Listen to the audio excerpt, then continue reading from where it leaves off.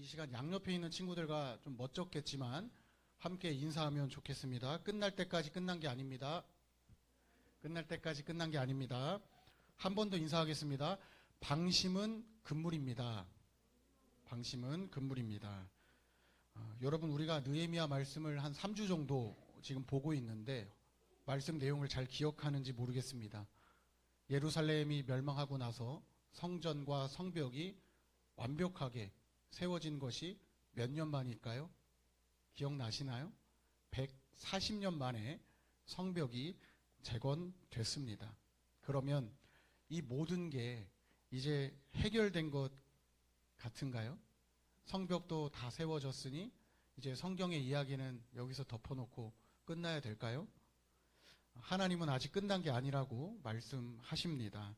진짜 중요한 건 성벽을 다 세운 것이 아니라 하나님의 말씀을 이 사람들이 끝까지 순종할 믿음이 있는지 중요합니다. 예루살렘을 둘러싸고 있는 지역에 살던 사람들이 예루살렘이 회복되는 것을 꽤 오랜 시간 방해했지만 결국 성벽은 세워졌습니다. 하나님은 느헤미야와 백성들이 서로 협력해서 성벽을 세울 수 있도록 도우셨습니다. 그렇다고 해서 예루살렘이 예전만큼의 화려함을 회복한 것은 아닙니다. 왜냐하면요, 아직 예루살렘에 머물고 있는 사람들의 수가 적습니다.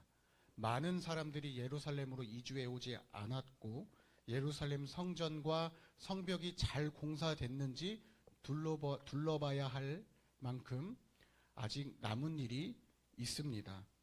일이라고 하는 게 그렇죠. 어떤 한 가지 일을 시작하고 나면 끝까지 그 일을 끝내는 사람이 있는가 하면 펼쳐놓고 다른 데 가서 내가 하려고 했던 일을 잊고 살아도 괜찮은 성격의 친구들이 있습니다. 목사님의 성격은 시작한 일을 손에서 못 놓습니다. 다 끝내야 일어나는 그런 아주 안 좋은 성격을 목사님이 가지고 있는 것 같아요. 가끔은 하던 일 하다가도 마음의 여유를 갖고 주위를 둘러볼 수도 있어야 되는데 저는 이게 잘 안 되는 것 같습니다. 여하튼 일이라고 하는 것이 끝날 때까지 끝난 것이 아니라는 것은 분명합니다. 그래서 무슨 일을 하든지 매듭을 잘 짓는 것이 중요한 것 같아요. 이 말은 하던 일 하다가 다른 일 하다가도 그 하던 일을 돌아봐서 매듭을 짓는 것이 참 중요하다라는 것이죠. 일을 하다가 내가 이 일을 했는지 까먹고 사는 것이 아니라 언젠가 그 일을 매듭 지을 수 있는 것이 참 중요하다라는 것입니다.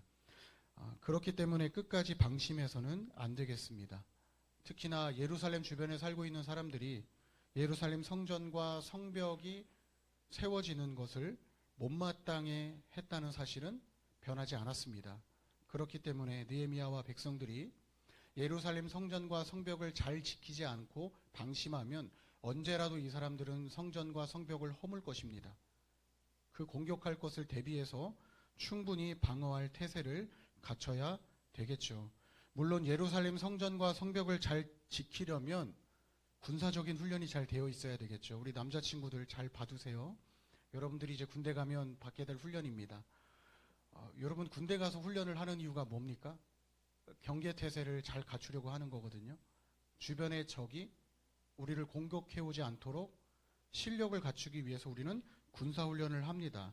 그런데 느헤미야와 백성들이 성전과 성벽을 잘 지키려면 군사적인 훈련보다 더 중요한 것이 훈련되어 있어야 합니다.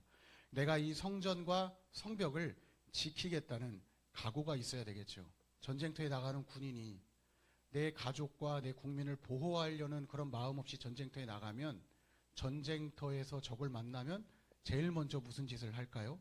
총을 버리고 도망가지 않겠습니까? 그런데 적에게 등을 보이면 그 즉시 총 맞아 죽게 됩니다. 그래서 군인이라고 하는 신분에서는 전쟁터에서 최선을 다해 싸워야 되겠고 또 우리가 하나님의 나라의 군사라고 한다면 하나님의 말씀으로 잘 무장되어 있는 것이 참 중요하다라는 것이죠. 그래서 오늘 함께 읽은 말씀은요, 느헤미야가 예루살렘 성읍에 살면서 성전과 성벽을 지킬 사람들을 모아야 되겠다는 필요성을 느끼고 난 이후의 이야기를 기록하고 있습니다. 바로 앞장인 7장에 기록된 말씀을 보면 여러 사람들의 이름이 기록되어 있습니다. 여기 기록되어 있는 사람들은 예루살렘 성전과 성벽을 내가 지키겠다고 자원한 사람입니다. 물론 처음 느헤미야가 예루살렘에 가서 살자고 권면은 했습니다. 그런데 살아야 되겠다는 선택은 누가 했습니까? 백성들 스스로 했습니다. 느헤미야가 강제로 끌고 간 게 아니라는 거죠. 왜 성경은 이 사람들의 이야기를 대뜸 느헤미야 7장 이 시점에 기록을 해두고 있을까요? 새롭게 건설한 예루살렘 성읍을 앞으로 지킬 사람들이 필요한 때에 이 사람들이 스스로 자원했다는 것이 너무 귀해서 언급하고 있는 겁니다.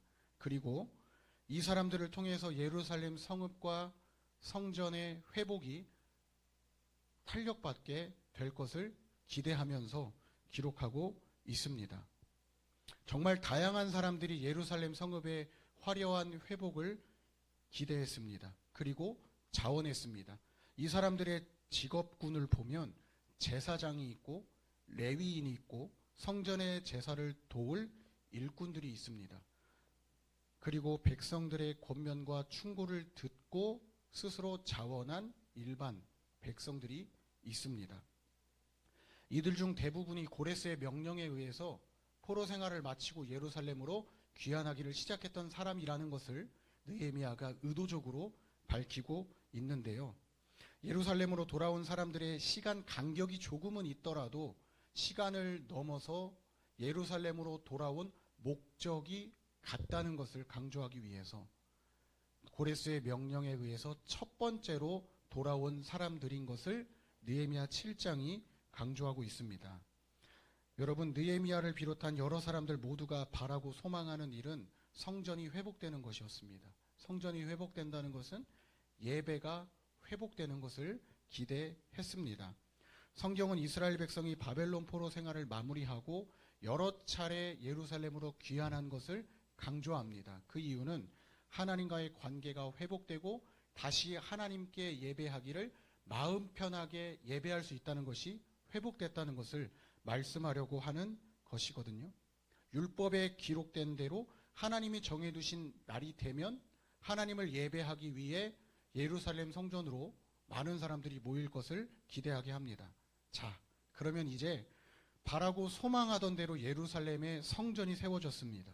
심지어 성전의 제사를 인도할 제사장과 레위인들, 그리고 이 사람들을 도와 성전의 제사를 도와줄 일꾼들까지 갖추어져 있습니다.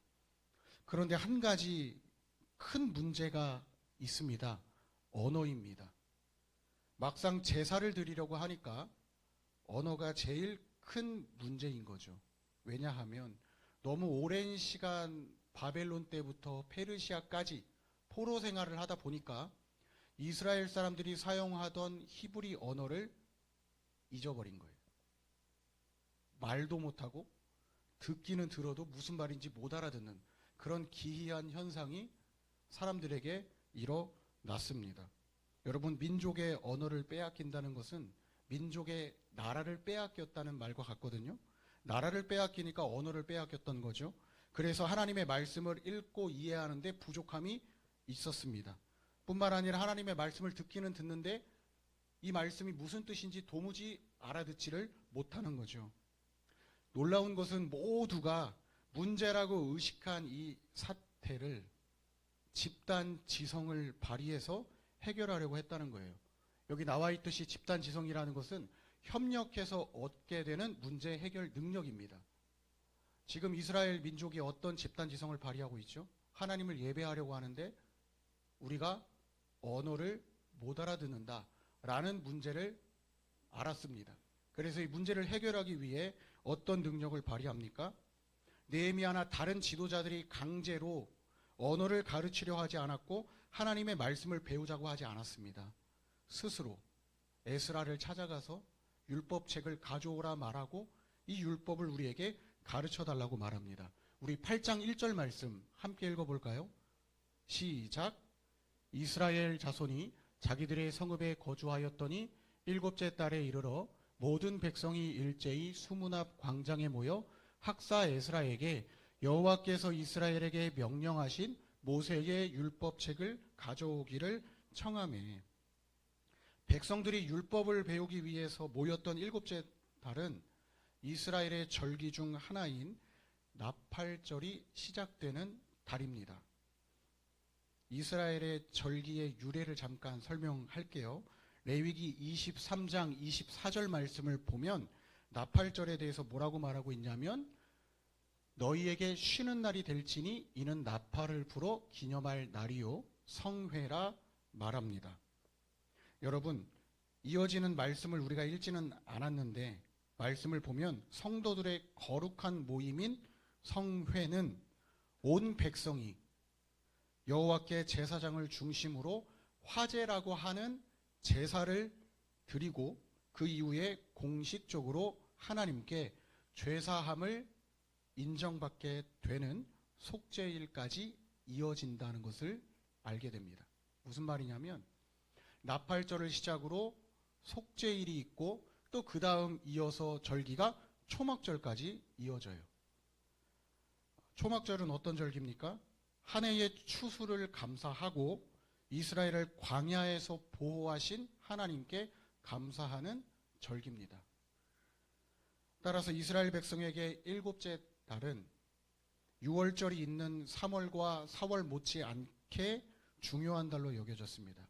이런 의미에서 이스라엘은 6월절이 있는 3월과 4월은 종교적인 의미로 기념하는 종교력이라고 하지만 일곱째 달은 한 해의 시작으로 봤습니다.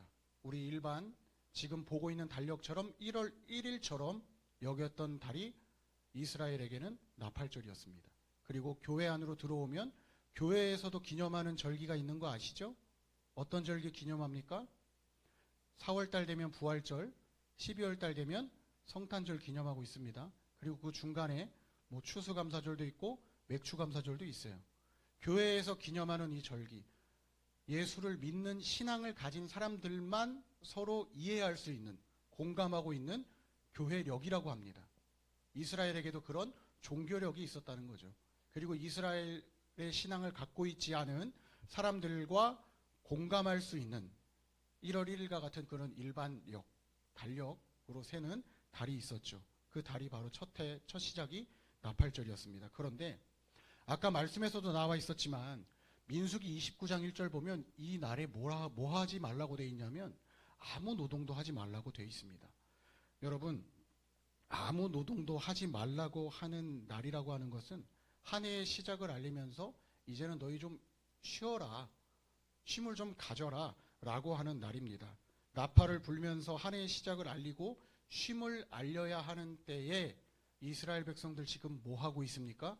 하나님의 말씀 배우겠다고 에스라라고 하는 학사, 제사장을 찾아왔습니다. 누군가에게는 예배 드리는 것이 노동처럼 생각되거든요. 일처럼 여겨지기도 합니다. 그런데 예배와 노동을 조금 분리해놓고 오늘 말씀을 생각하면 좋겠습니다.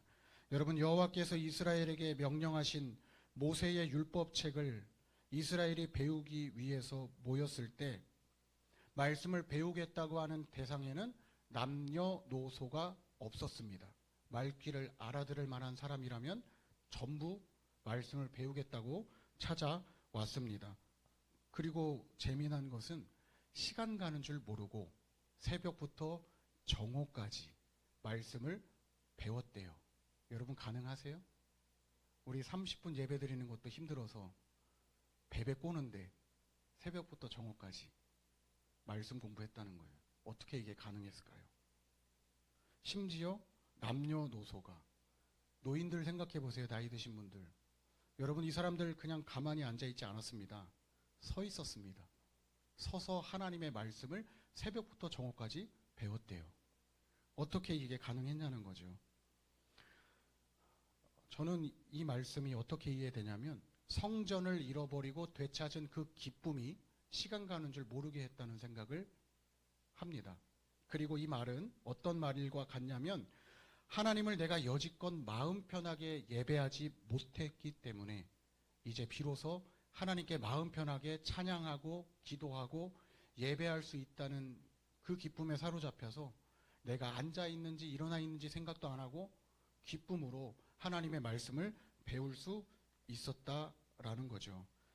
예루살렘 성전 수문앞 광장에 모인 백성들은 율법을 한 글자라도 더 배우려고 에스라에게 가까이 왔고, 에스라는 율법을 배우려고 하는 이 사람들이 너무 기특해서 더 많은 것을 가르쳐주고 싶은 나머지 주변 사람들의 도움을 받아 하나님의 말씀을 가르쳤습니다. 우리 7절 말씀 읽자고 하면 시험 될 것 같아요. 아까 송상현 선생님 읽는 거 보니까 이름이 어렵잖아요. 그렇죠? 예수아와 바니와 세레바와 야민과 악굽과 사부대와 호디아와 뭐 이런 사람이 있습니다. 그런데 이 사람들이 레위 사람들과 같이 뭐 했냐면 백성이 제자리에 서 있는 동안 그들에게 율법을 깨닫게 했다는 거예요. 여러분들이 그렇게 앉아 있지만 그 사이사이마다 사람들이 다니면서 짚어주면서 말씀을 가르쳐줬다는 거예요. 통역해줬다라는 말입니다. 수많은 사람들이 에스라 앞으로 몰려왔을 때 에스라 혼자서 말씀을 가르칠 수 있었겠습니까? 지금같이 마이크가 있어서 얘기할 수 있는 것도 아니고, 제가 여기서 얘기하면 우리 앞에 있는 일렬 친구들이 뒤돌아보고 똑같이 그 말씀을 따라하고 또 그 얘기를 따라하고 따라해서 말씀 배우는데 굉장히 오랜 시간이 걸릴 수밖에 없었던 그런 열악한 환경이었음에도 이스라엘 백성은 새벽부터 정오까지 말씀을 배웠다는 거죠. 서로 짐을 나누어 졌습니다. 아까도 말했다시피 백성들 앉아서 하나님의 말씀 배우지 않았습니다. 우리 5절 말씀 한번 보면 책을 펼 때에 모든 백성이 일어섰다고 합니다. 백성들이 일어났다는 것은 하나님의 말씀이 이제 우리 삶에 끼치는 그 영향력을 결코 무시하지 않겠다는 다짐이었고, 하나님의 말씀에 순종하겠다는 결단이었습니다. 하나님의 말씀에 순종하지 않아서 우리가 바벨론 포로 생활도 했고 페르시아 영향력 아래에도 있었는데, 이제는 같은 실수를 하지 말자는 그런 마음이 백성들로 하여금 일어서게 했다라는 것이죠. 하나님의 영이 우리에게 감동을 주셔서 가능했다라고 저는 생각합니다. 사람이 도무지 믿을 수 없는 일이 그래서 일어날 수 있었습니다. 이스라엘 백성이 레위인들의 도움으로 하나님의 말씀을 듣고 하나님의 말씀의 뜻을 깨달았을 때 백성들은 정말 뜻하지 않게 후회와 탄식의 눈물을 흘릴 수밖에 없었습니다. 예루살렘 성전이 무너지고 성읍이 황폐해지고 하나님이 우리를 버리신 것이라 생각했는데 그게 아니라는 것을 하나님의 말씀을 듣고 깨달은 거죠. 하나님의 말씀에 순종하지 않았던 지난 날이 너무 후회되지만 다시 하나님께서 우리를 만나주시려고 우리 곁으로 돌아오셨다는 사실에 너무 감사해서 울 수밖에 없었다는 것입니다. 말로 설명할 수 없는 감격이 찾아온다는 겁니다. 그러나 느헤미야는 이스라엘 백성에게 너무 오랜 시간 슬픔에 젖어 있지 말라고 말합니다. 이스라엘 백성이 수문 앞 광장에 모여서 여호와께 율법을 배우던 이 날을 느헤미야가 무슨 날이라고 말할까요? 10절 말씀 함께 읽어보겠습니다. 노란색만 읽을게요. 시작. 이 날은 우리 주의 성일이니 근심하지 말라. 여호와로 인하여 기뻐하는 것이 너희의 힘이니라 하고, 어떤 날이라고 합니까? 주의 성일. 앞절에는 여호와의 성일이라 그랬습니다. 거룩한 날, 주일입니다. 주님이 거룩한 날로 바꾸어 주신 날, 하나님이 슬픔을 기쁨으로 바꾸어 주신 날입니다. 이날 도대체 슬퍼할 이유가 무엇이냐는 거죠. 오히려 느헤미야는 우리 이 날을 즐기자, 누리자라고 말하는 겁니다. 단 한 사람도 이 날을 즐기지 못하는 사람이 없도록 우리가 가진 것을 나누자고 말합니다. 여러분, 주의 성일을 주일이라고 하는데 이 날은 하나님이 우리를 구원하신 날입니다.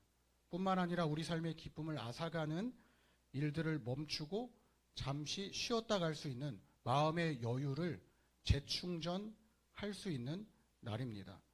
예수를 믿는 사람들은 세상 사람들과는 다르게 날마다 하나님을 예배합니다. 7일 중 하루만 예배하는 게 아니라 매일 하나님을 예배합니다. 어떻게 그게 가능할까요? 7일 중 하루 이곳에서 드리는 예배로만 하나님을 예배하는 것이 아니라 하나님의 시간과 우리의 시간이 연결되어 있기 때문에 우리가 교회 밖을 나가도 우리의 모든 행동과 말 표현들이 하나님을 예배하는 것과 관련되어진다라는 겁니다.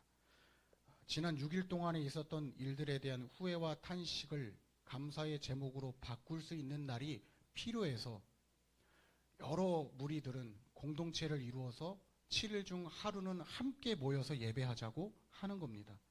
주일이라고 하는 것이 그런 뜻이 있습니다. 여러분, 날마다 후회와 탄식이 아닌 감격의 눈물이 흐를 만큼 우리 삶의 기쁨이 가득한 것이 주일이어야 하는데, 안타까운 것은 주일이라고 하면 벌써부터 피곤해지는 날이 되는 때가 있죠.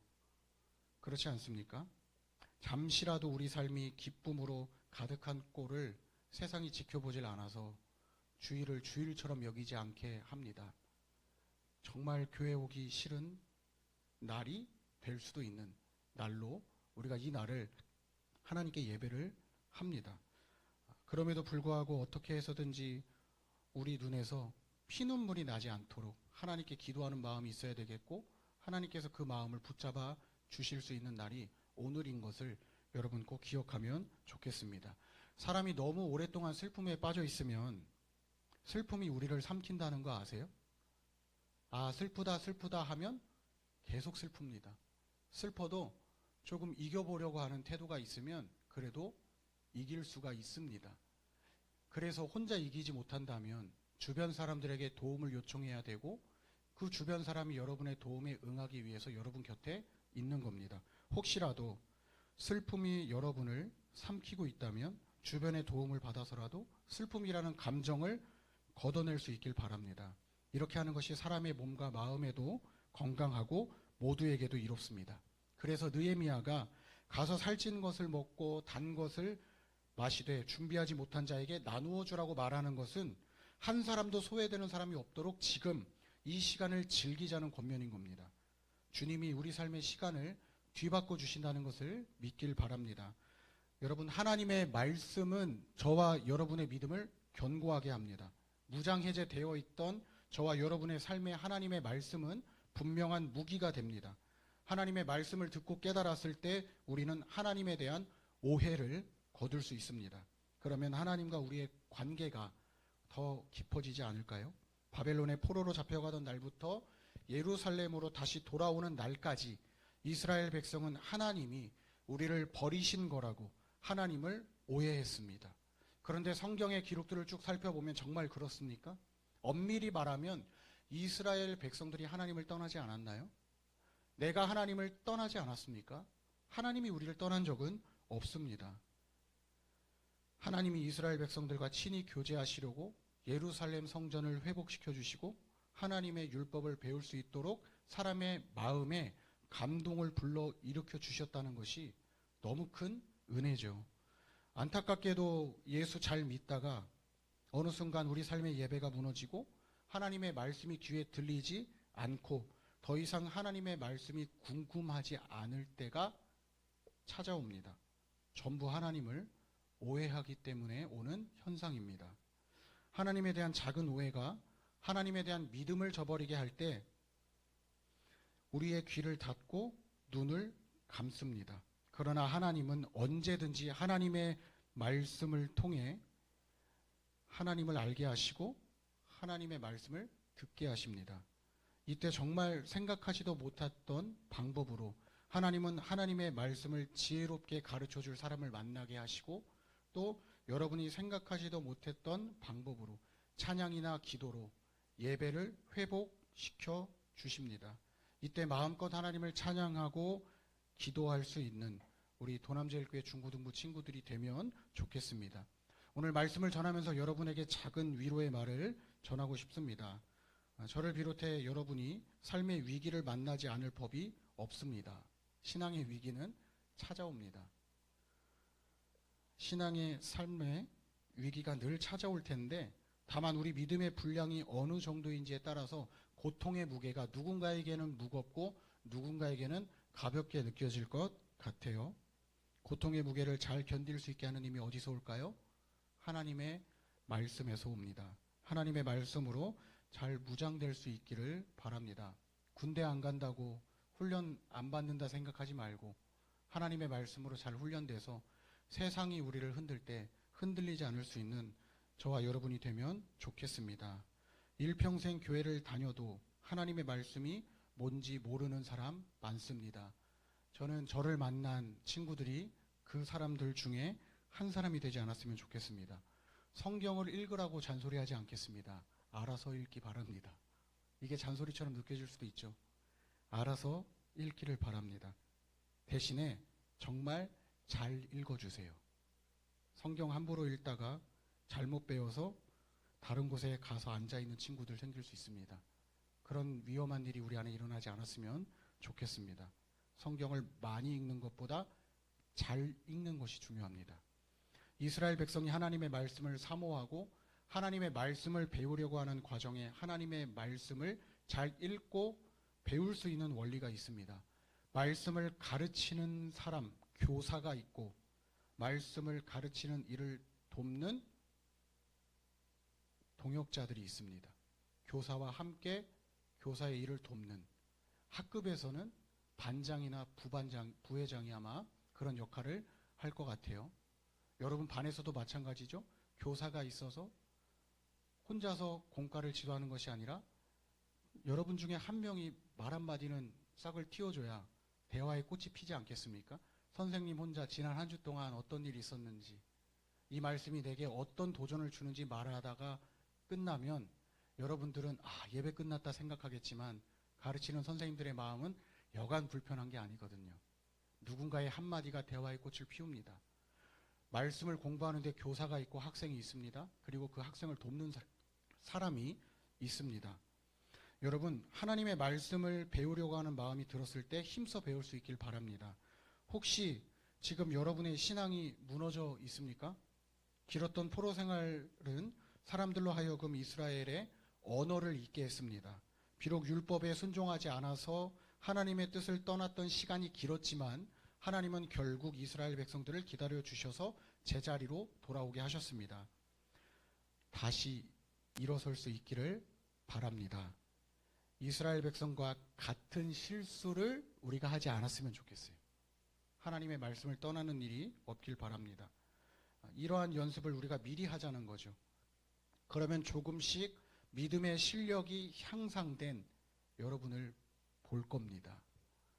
저는 벼락치기를 별로 안 좋아합니다. 맨날 공부하려고 노력하는 노력형이에요. 사람들은 제가 공부 잘한다 생각하기도 하는데 저는 그렇게 잘하진 않아요. 그런데 이 노력하는 이유가 뭐겠어요? 잘해보려고 하는 거거든요. 혼자 할 수 없습니다. 같이 해야 됩니다. 여러분 주변에 도움을 요청할 수 있기를 바랍니다. 우리 같이 하나님과 소통할 수 있는 언어인 하나님의 말씀을 잘 배우고 간직하고 귀하게 여길 수 있길 바랍니다. 어떻게 하면 배운 것을 잊지 않고 오래 기억할 수 있을까요? 어떻게 하면 귀하게 여길 수 있을까요? 들은 대로 살면 됩니다. 내가 직접 그 일을 하면 우리 뇌가 꽤 오랜 시간 동안 하나님의 말씀을 기억하게 합니다. 그런데 듣고 끝나버리면 하나님의 말씀이 기억이 안 납니다. 그래서 여러분에게 매주일 그리고 여러분 스스로 성경을 읽을 때마다 깨닫는 바가 있다면 하나라도 실천해 볼 수 있기를 바랍니다. 반복해서 말씀드립니다. 세상은 여러분의 신앙을 무너뜨리는데 총력을 다할 겁니다. 여러분을 무너뜨리는 것을 즐겨 할 것입니다. 명심하십시오. 세상은 여러분의 신앙을 무너뜨리려고 할 때 방심하지 않으려는 마음이 있다면 하나님이 여러분을 빼앗기지 않을 겁니다.